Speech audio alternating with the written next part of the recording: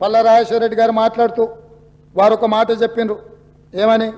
ప్రజాపాలన మీరు ప్రగతి భవన్లో ఒకటే రోజు మొదలుపెట్టిరు, మీరు మాట్లాడిర్రు, ఒకరోజు మీరు వచ్చిపోయినరు, మిగతా ఎవ్వరు రాలేదు, అక్కడేదో అవుట్ సోర్సింగ్ ఉన్నోళ్ళని. నేను వారికి సూచన చేయదలుచుకున్నాను. ఎందుకంటే వారు 2 సార్లు శాసనమండలి సభ్యుడిగా డాక్టరేట్ చదువుకున్నారు. వారికి పరిపాలన పట్ల, అందులో ఆనాటి ముఖ్యమంత్రి గారికి కుడి భుజంగాను ఎడం భుజంగాను ప్రభుత్వ నిర్ణయాలలో వాళ్ళు చాలాసార్లు ఉన్నారు. ఎందుకనంటే వారికి పరిపాలన పట్ల నేను మొదలు పెట్టిన రోజు స్పష్టంగా చెప్పిన, మంగళవారము శుక్రవారము ఇక్కడ ప్రజల తరఫున ఇక్కడ ప్రభుత్వము ఉంటుంది.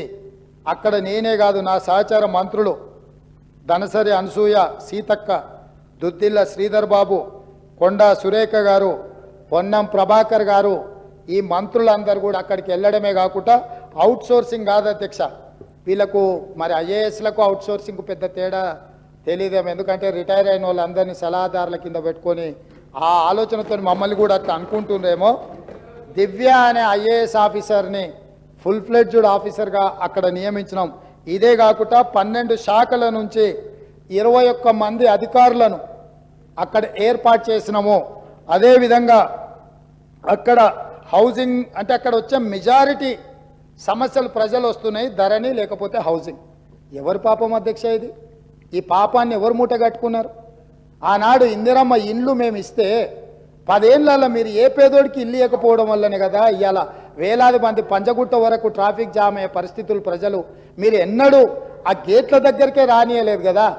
15 ఫీట్ల ముళ్ళ కంచెలు వేసి అడ్డం పెట్టి పోలీసుల పహారాల మధ్య మీరు కాపలా కాసి తెలంగాణ వాడు అనేటోడు ఎవడు ఆ వైపే కన్నెత్తి చూడకూడదని అడ్డుకొని కార్పొరేట్ కంపెనీలోళ్ళు పెద్ద పెద్ద కార్లలో లోపలికి బాజాప్తా వస్తుంటే తెలంగాణ బిడ్డలు తెలంగాణ కోసం త్యాగం చేసిన వాళ్ళు రోడ్డు పక్కన ఆ పక్కన దోషులాగా నిలబడి అర్ధాకలితోని చూస్తుంటే పెద్ద పెద్ద ఎంపాల కార్లలో మీ దాంట్లోకి లోపలికి వచ్చి పోతూ ఉంటే వాళ్ళకేమో రాజస్వాగతం పలుకుతూ వీళ్ళని మాత్రం హీనంగా చూసిన రోజులు పోయి అక్కడుండే 15 ఫీట్ల ముళ్ళ కంచెల్ని 7 తారీఖు నాడే బద్దలు కొట్టినము.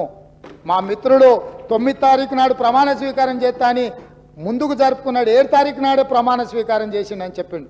అవును, 9 బదులు 7 నాడే చేసిన. ఎందుకనంటే మాకందరికి ఆతృత ఉండే ఈ ముళ్ళ కంచెల్ని అర్జెంటుగా బద్దలు కొట్టాలి, ఆ గేట్లు బద్దలు కొట్టి తెలంగాణ బిడ్డల ప్రగతి భవన్ పేరు మీద గడిని నిర్మించుకొని దుర్మార్గమైన పాలన అందిస్తున్న ఆనవాళ్లను నేలమట్టం చేయాలన్న ఆలోచనతోని 9 తారీఖు అనుకున్న ప్రమాణ స్వీకారాన్ని 7 తారీఖు నాడు ఏ నిమిషంలో మేము ప్రమాణ స్వీకారం మొదలు పెట్టినామో ఆ నిమిషంలోనే ఆడ గేట్లు బద్దలు కొట్టి తెలంగాణ ప్రజలకు ప్రవేశం కల్పించినాం. ఆ ఆనందం చూస్తే శ్రీలంకలో రాజపక్షే రాజసౌధం మీద శ్రీలంక ప్రజలు ఏ రకంగా ఆ రోజు ప్రవర్తించినరో ఇక్కడ కూడా అదే విధంగా తెలంగాణ ప్రజలు అక్కడికి వచ్చారు అధ్యక్ష. ఇది కళ్ళ ముందు జరిగిన చరిత్ర. అందుకే 9 తారీఖు బదులు 7 తారీఖు నాడు ప్రమాణ స్వీకారం చేపట్టిన అధ్యక్ష.